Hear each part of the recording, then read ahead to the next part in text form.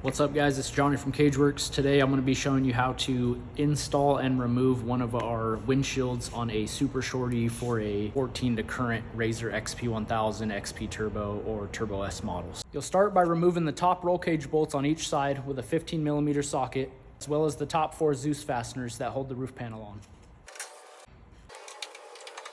Now we're going to install the brackets that are included with our windshield using the longer roll cage bolt that is provided, as well as the spacer that is provided using the factory nut. First, insert the supplied bolt, followed by the supplied spacer on the inside of the bung, followed by the supplied bracket.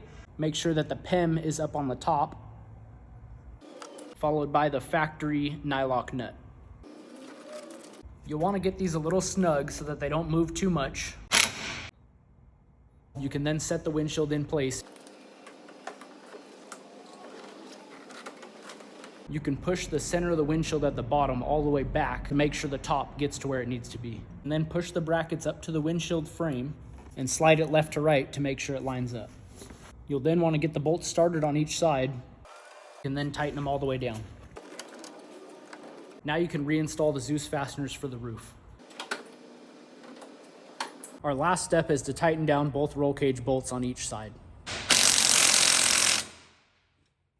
Now I'll show you how to remove the windshield from the RZR. To remove our windshield, you'll need a 15mm socket as well as a 17mm box wrench for the nut on the inside.